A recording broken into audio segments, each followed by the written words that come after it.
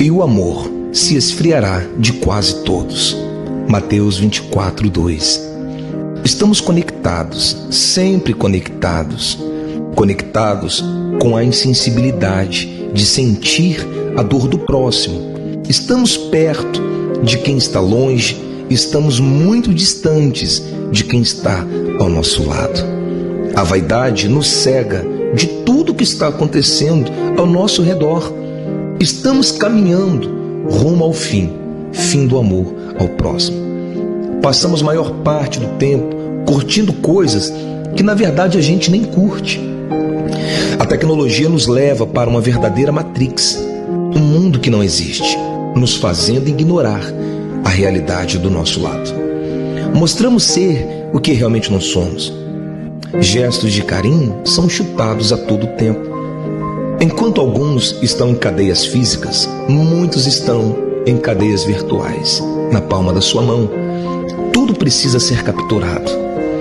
Amamos o que é para usar, mas usamos o que Deus fez para amar. As rodas de amigos não existem mais. As pessoas necessitam estar conectadas o tempo inteiro. Quando se reúne, é apenas para compartilhar a vergonha e a dor do seu próximo. Julgamos sem saber o que realmente se passa dentro de uma pessoa. Como dizia Lulu, assim caminha a humanidade. Hoje em dia, até nos piores momentos, as pessoas precisam compartilhar um momento que era apenas para ser vivido. A cada 40 segundos, uma pessoa se suicida no mundo. Enquanto isso acontece, existem milhões só esperando para poder compartilhar.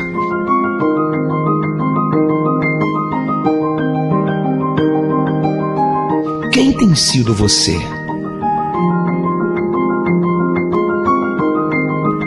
O The Walking Dead já começou.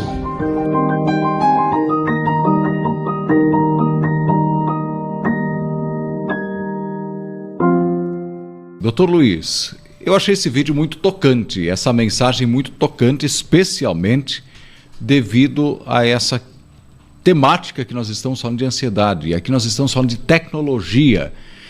Essa tecnologia toda não está nos deixando mais ansiosos? Isso aí não tem piorado o quadro generalizado e também o número de pessoas que estão ansiosas, Dr. Luiz? Qual que é a tua opinião sobre isso? Acredito que é um dos itens que nós possamos elencar como relacionados com a vivência da ansiedade. A ansiedade é um tema, por um lado, assim, bastante amplo no nosso sentir, na nossa capacidade de sentir como seres humanos, e que recebe impacto, que recebe efeitos de diferentes fontes. Então, a ansiedade não é uma coisa simples, né? Tipo, eu estou com dor de barriga porque comi uma comida que não me fez bem. É uma coisa de juntar causa e efeito de uma maneira bastante simplificada. No caso da ansiedade e dos demais modos de sentir que nós temos, quer dizer, a nossa vida sensitiva, a nossa vida emocional, a nossa capacidade, como eu falei antes, de sentir, está envolvida num complexo de elementos. Um deles, vamos colocar, é o genético. Cada um é o que é pela genética que tem, certo? E eu sempre falo assim, que cada um de nós só é o que é, só existe porque houve a reunião de um determinado óvulo e de um determinado espermatozoide naquele momento. Uhum. Quer dizer, se o óvulo fosse diferente e o espermatozoide fosse diferente, não seria cada um de nós, seria outra coisa. Perfeito. Certo? Então, e essa genética é única, essa herança é única dentro da nossa estrutura herdada, da nossa estrutura material, da nossa estrutura de composição. Cada um de nós tem determinadas características que outras pessoas não têm, do ponto de vista de como o nosso corpo trabalha, também em relação ao lado afetivo, como nós somos acessados, como nós somos estimulados pelo lado acessível. Então temos o lado genético, certo, né, que está relacionado, e nós temos o lado ambiental, quer dizer, o que está acontecendo na minha vida hoje, o que me estimula, o que me deixa contente, o que me deixa triste, do que eu gosto, do que eu não gosto, quantas vezes eu consigo aquilo que eu gosto, quantas vezes eu não consigo aquilo que eu gosto, né? Então tem o meu lado ambiental, certo? Tem toda a vivência, né, desde como eu vivo com as minhas características, o que eu gostaria de ser, aquela história de que uma coisa é o que eu gostaria de ser, outra coisa é o que os outros acham que eu sou, e uma terceira coisa é o que eu sou de verdade. Exatamente. Né? Então tem essa a complexidade, né, dentro disso. E dentro disso tudo, a maneira como cada um de nós está inserido, então, dentro da sociedade onde, né, nós estamos vivendo. Então, existe um complexo muito grande e a vivência da ansiedade, eu quero voltar a isso ainda, é uma vivência que faz parte dos nossos mecanismos de defesa. Nós reagimos com ansiedade, no sentido do nosso sistema nervoso de defesa nos prevenir de determinadas circunstâncias, né?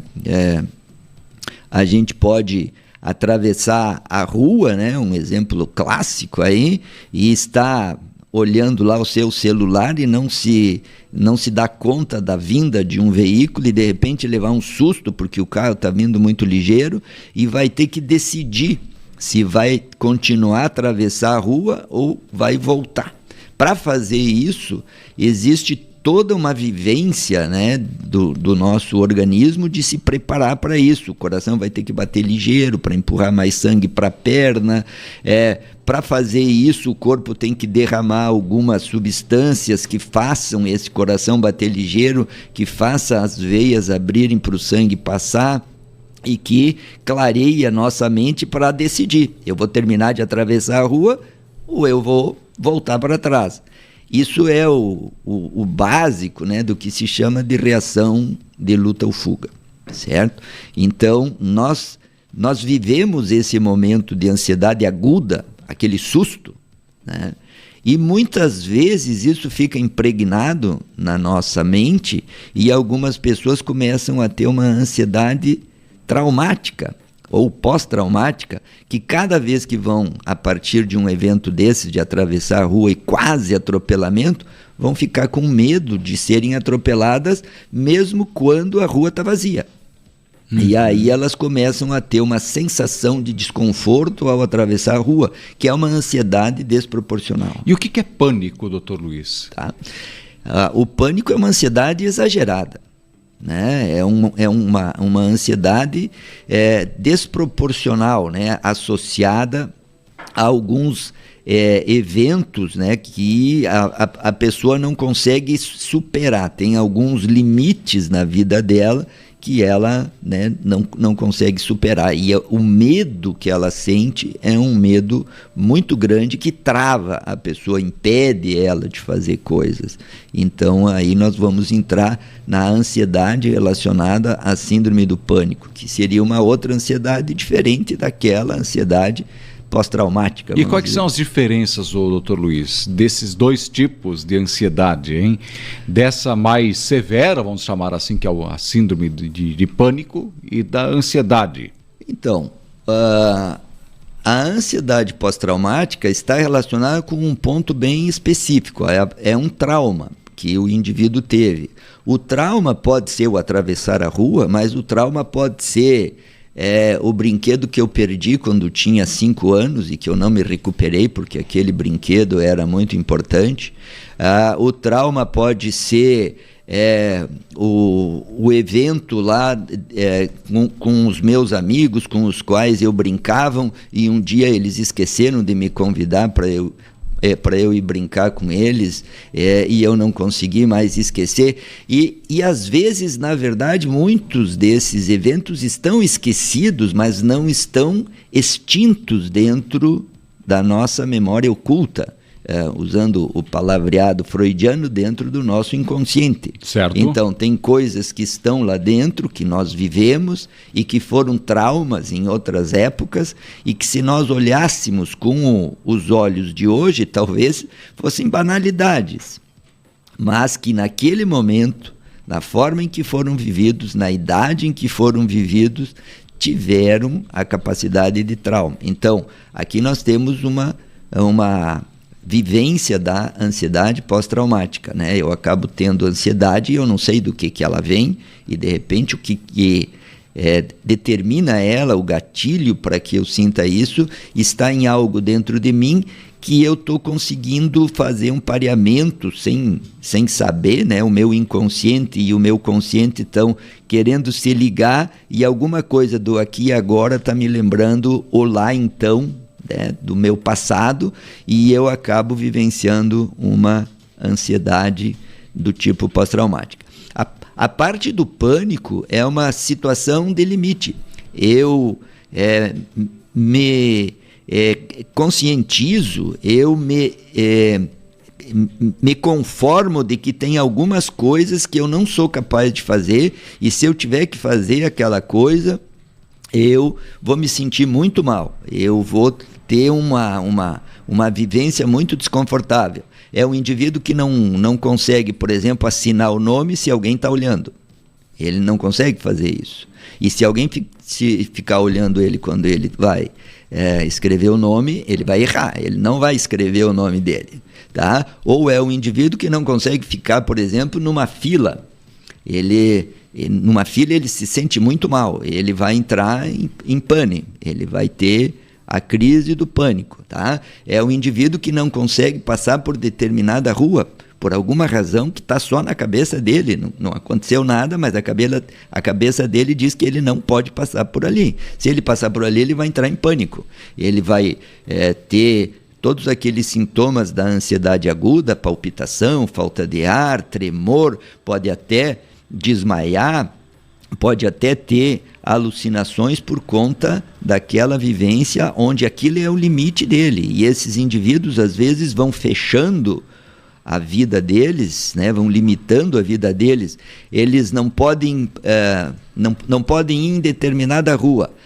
Mas para ir para determinada rua eles têm que passar pela praça, então é melhor que eu não passe pela praça também. Mas para eu passar pela praça, eu vou ter que passar pela avenida, então talvez é melhor eu não passar nem pela avenida. Mas para eu passar pela avenida eu vou ter que sair de casa, de repente é melhor então eu não sair de casa, né? Mas para eu sair de casa eu tenho que acordar e levantar e sair do meu quarto, então talvez é melhor eu não sair do meu quarto. O número, né, a amplitude de limitações que o pânico às vezes traz é inacreditável.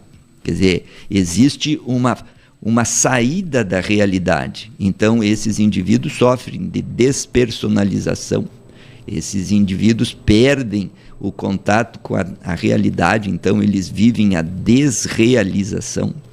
Então é um quadro de ansiedade com uma amplitude e uma intensidade enorme, que se esses camaradas não se tratarem, vai ser difícil eles conseguirem fazer as coisas que precisam, porque eles estão limitados, não conseguem fazer determinadas ações. Quando uma dessas pessoas, doutor, tem uma crise de ansiedade, de que forma que o corpo dela pode reagir? Pode ter várias reações físicas, psicológicas. Toda crise de ansiedade mais aguda, ela é um ataque de pânico? O ataque de pânico é um medo exagerado, né? Vamos ter assim essa dimensão, né? A ansiedade é uma sensação de insegurança, é algo que eu não gosto muito, mas não chega a ser um medo assustador, vamos dizer assim, né? Um medo paralisante, aquela coisa do ataque de pânico que o indivíduo trava, ele não vai, ele não anda, ele para, né? O indivíduo com ansiedade generalizada, como a gente diz, o indivíduo que está preocupado com várias coisas ao mesmo tempo, ao longo da vida, na maioria das vezes, coisas que ele não precisaria se preocupar, mas tudo para ele traz uma preocupação. Se mudou o tempo, será que não vai ter uma ventania? Ele já fica preocupado, né? Muito embora não tenha essa previsão. Mas hoje eu precisava falar com tal pessoa, será que aquela pessoa vai me receber bem? Será que ela vai entender o que eu quero dizer? Quer dizer, todas as coisas da vida dela geram um grau de ansiedade. Não paralisante, mas enfim, faz o corpo dela trabalhar num ritmo, bioquimicamente falando, não normal. Né? Quer dizer, o corpo está produzindo os elementos que fazem ela sentir a ansiedade. É mais ou menos como está com o carro parado na frente de casa e com o pé no acelerador. Quer dizer, não precisa, se está parado, só está com o motor ligado, não precisa pisar no acelerador. Quer dizer, o indivíduo com ansiedade está pensando no que vai acontecer, uma ansiedade de antecipação, e já está acelerado em relação a isso. Não, ele vai fazer, mas ele sofre para fazer aquilo, essa parte da ansiedade. E tratamento? Tem psicólogo, tem psiquiatra, tem remédio. Quando cada um age, tem uma sequência, primeiro há uma conversa, depois a gente avança e depois vem os remédios, ou quais são as atitudes que são tomadas? Olha, cada caso é um caso, né? Assim, um indivíduo que tem repetidos episódios de pânico, o indivíduo paralisa em inúmeras situações. Esse indivíduo precisa receber algo que dê para ele uma melhoria mais rápida, porque senão a vida dele vai ficar muito complicada. Neste caso, o uso da medicação vai ser importante, até como a primeira escolha. O tempo que ele vai precisar para, num processo psicoterápico, seja lá de que linhagem for, né, uma terapia cognitivo-comportamental, uma psicanálise, né, um tratamento de curto tempo, vai exigir um espectro temporal muito maior, e eu não sei se ele vai ter condições de aguentar as crises fazendo única e exclusivamente esse tratamento psicológico. Então, vai ter que ver. A gente sabe que o tratamento psicológico na maioria das vezes, um tratamento sintomático. É quase como usar Novalgina para febre, né? Por que está usando a dipirona para tratar a febre? Porque tem uma infecção. Então, a causa da febre é a infecção, a Novalgina não tem nada a ver com a infecção. O remédio que se vai usar para a ansiedade vai melhorar o sintoma. De repente não vai ter aquela angústia, aquela sensação de desconforto, o coração não vai bater tantas vezes, a pressão não vai subir, não vai ter transpiração, mas o que desencadeia essa sucessão de sintomas vai continuar. E, eventualmente, esse gatilho vai poder ser puxado novamente e a coisa vai voltar. Então, o tratamento vai acalmar os sintomas e aí vai dar oportunidade para pesquisar e ver qual, afinal de contas, é a causa, de onde isso vem. Uma pergunta que talvez muitas pessoas gostariam de saber. Ansiedade tem cura? A pessoa pode ter ansiedade e depois de um tempo não ter mais? Então, a ansiedade faz parte da nossa natureza, né? A ansiedade, enquanto reação de luta ou fuga, não tem como desligar. Quer dizer, aquela coisa de você se assustar quando vê quando vivenciar uma situação de estresse muito forte, ou atravessar a rua, abrir a porta e dar com cara de alguém que você não conhece e ficar com medo. Quer dizer, você vai sentir a ansiedade deste momento e não tem como desligar. Isso é automático do nosso corpo, é uma defesa. A gente vai reagir com isso. O coração vai bater, a pressão vai subir, o sangue vai circular e eu vou ter as condições de fugir dali ou enfrentar aquela coisa. Ou eu vou botar a minha energia nos braços para enfrentar o camarada que está na minha frente que me assustou, ou eu vou botar minha energia nas pernas e vou sair correndo desse camarada que me assustou. Então isso é automático. Agora, o indivíduo que tem uma vivência de pânico, o indivíduo que tem uma vivência de ansiedade generalizada, uma vivência de ansiedade pós-traumática, ele pode minimizar bastante esses sintomas e a vida dele ficar adaptada para ele poder fazer as coisas que tem. Porque a ansiedade começa a ser problemática quando ela atrapalha a vida da pessoa. Quer dizer, ele tem que fazer tal coisa, tem que ir no banco, vai entrar na fila, ele não vai no banco porque ele fica em pânico quando vai no banco. Então está atrapalhando, ele vai precisar fazer um tratamento para poder ir no banco, ou seja, lá onde for que tem uma fila, né, para desenvolver as coisas que fazem parte da rotina dele. Então, cura no sentido assim, eu estava com amidalite, fiz o tratamento e a amidalite se foi, é uma coisa bastante difícil, mas nós vamos ter um controle, da mesma maneira que nós temos, por exemplo, o controle de uma doença crônica como a hipertensão. Quem tem hipertensão vai ter que usar a sua medicação de uma maneira contínua, porque os mecanismos que fazem a pressão subir precisam ser controlados a cada dia. Ansiedade no trabalho, doutor. Tem muitos casos que acontecem? Tem, aí nós vamos entrar no burnout, né? Quer dizer, as pessoas que trabalham demais, né? As pessoas que têm, né, precisam fazer uma série de coisas e esta quantia de trabalho acabam trazendo para ela uma vivência desconfortável, vamos dizer assim. Quer dizer, o indivíduo passa a ter uma vivência negativa para com o trabalho. O trabalho não traz mais para ela satisfação, né? Então, enquanto aquilo que eu faço é o que eu gosto, eu me identifico com isso, eu sinto, mesmo que eu tenha que trabalhar 10 horas por dia, né, aquilo me traz uma satisfação, é uma coisa que o sofrimento é menor. Agora, se eu tiver que fazer 2 horas de um trabalho num ambiente que eu não gosto, cercado de pessoas com as quais eu tenho dificuldade de relacionamento e com uma determinada pressão, eu vou ter ansiedade crônica se eu ficar naquele meio. Ô Luiz, e nós temos uma questão importante aí. Vai continuar? Vai piorar? Qual que é a tua perspectiva? Ou parece que nós tínhamos menos ansiedade? Ou era uma doença que a gente... Era raríssimo as pessoas que tinham ansiedade, ou até se confundia ansiedade com depressão, tá? Nem sei se tem uma relação de uma coisa com a outra, enfim, mas o número de pessoas ansiosas é muito maior. Sem dúvida, eu acho que aqui entra o que foi colocado como introdução, né, da nossa conversa hoje, quer dizer, aquele... O vídeo?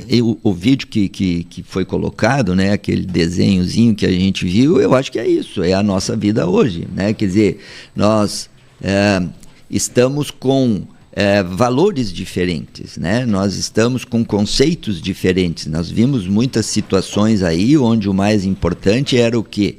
Era o registro, né, do evento e não uma predisposição de ajudar alguém que estivesse numa situação desconfortável, né? Quer dizer, a gente viu vários momentos ali onde as pessoas estavam fora da ocorrência, né? Ninguém está mais comprometido com nada, né? Quer dizer, estamos muito mais olhando para dentro de si, né? As pessoas conversando lado a lado através do celular, quer dizer, uma coisa esquisita. Então, a ideia básica é o quê? A ideia é que a coisa vai piorar em função do quê? Em função do nosso entorno, né? Há 100 anos atrás, a velocidade com que as coisas aconteciam era completamente diferente, né? Quanto mais para trás nós formos, né, nós vamos ver que a vida era mais lenta. E hoje a vida é muito rápida. Por quê? Por conta do ambiente, né, que nós, homens, estamos criando. As coisas têm que acontecer, nós precisamos fazer isso, né? Quer dizer, tem várias circunstâncias que aceleram o processo e essa aceleração facilita, é um dos gatilhos para a ansiedade. Será que eu vou conseguir? Eu tenho tantas coisas para fazer hoje, será que eu vou dar conta? E aí eu já começo a ficar ansioso. Luiz, quando nós falávamos de Covid, e não uma ocasião, foram várias que a gente precisou falar desse tema, a gente comentava que a pandemia nos iria ensinar a ter paciência, ensinar a ter calma, e o mundo iria reduzir o ritmo que estava muito acelerado. E nos mostrou justamente o contrário. Estou lendo aqui uma pesquisa por curiosidade, que aumentou em 14% o percentual de consumo de remédios antidepressivos e anti-ansiolíticos. Ou seja, parece não, piorou. A Covid, primeiro, ela trouxe um medo muito grande. Por quê? Porque nós passamos grande parte da pandemia sem saber exatamente o que nós tínhamos pela frente, o que era certo, o que era errado, né, em termos de o que nós deveríamos fazer para não sermos afetados pela doença. Então, existia um medo. Né? Claro. Número 1. Número 2, as pessoas que se sabiam doentes tinham que ficar em casa. Tinham que ficar isoladas.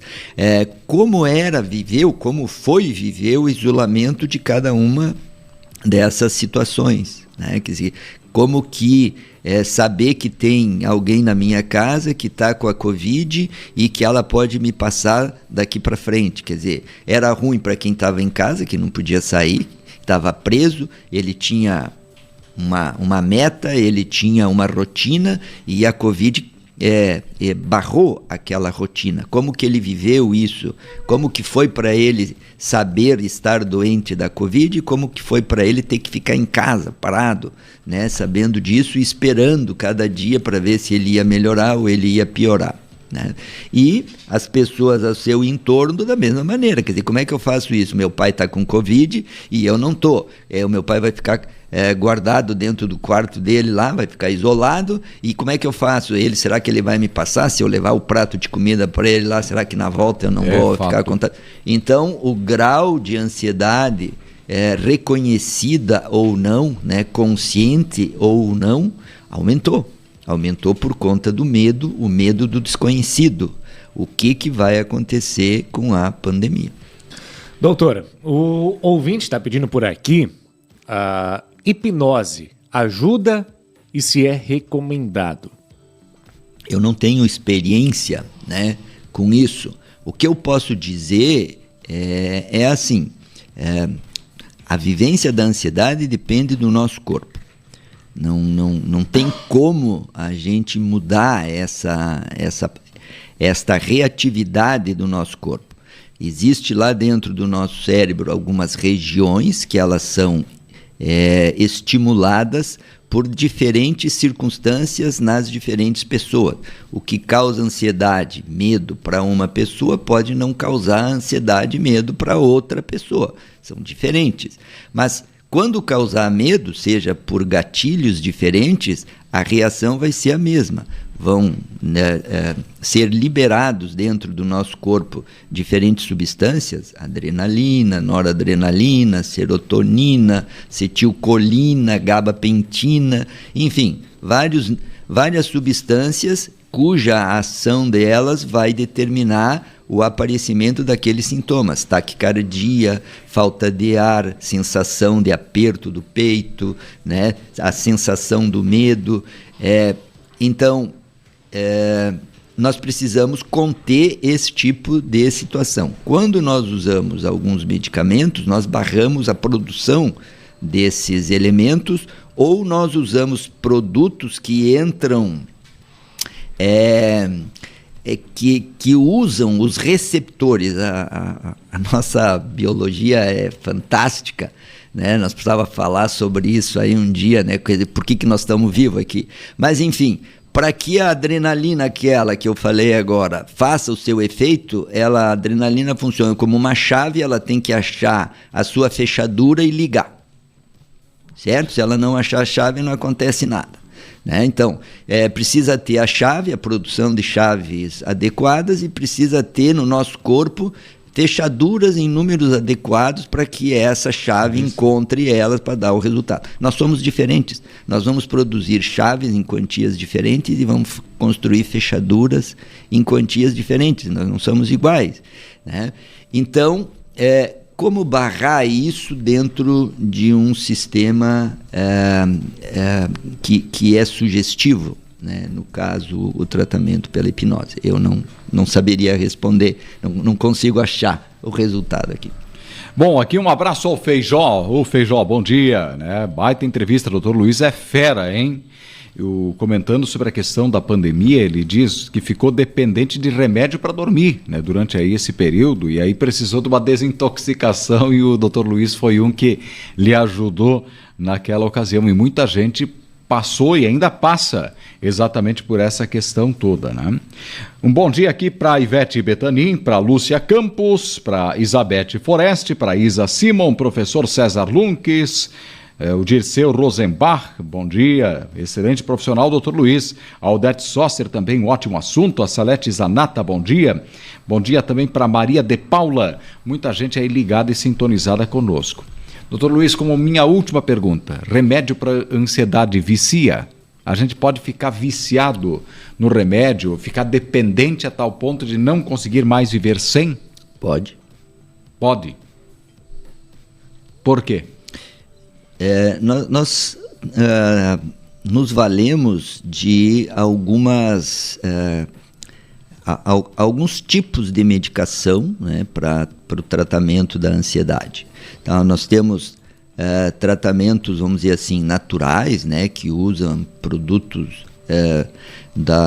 do herbário aí, né, que a gente pode usar. Algumas pessoas que não têm uma ansiedade tão intensa podem se fazer, podem obter resultado positivo usando, né, esse tipo de cava-cava ou coisa desse gênero, assim, por exemplo, né, tá?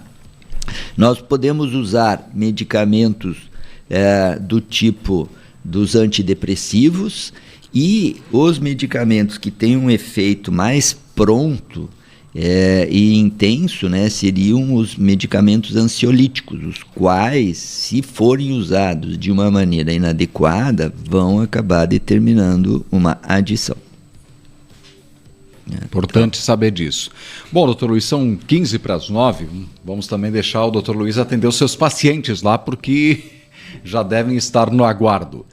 Muito obrigado pela tua presença, meu irmão. Bom dia aí para o senhor. Felicidades aí, sempre com as portas abertas da RCO aqui à disposição. Obrigado pelo convite, Fabiano. Agradeço a nossa audiência aí, que tiveram paciência, né, com a nossa verborragia aqui, né? Então, um abraço a todos aí.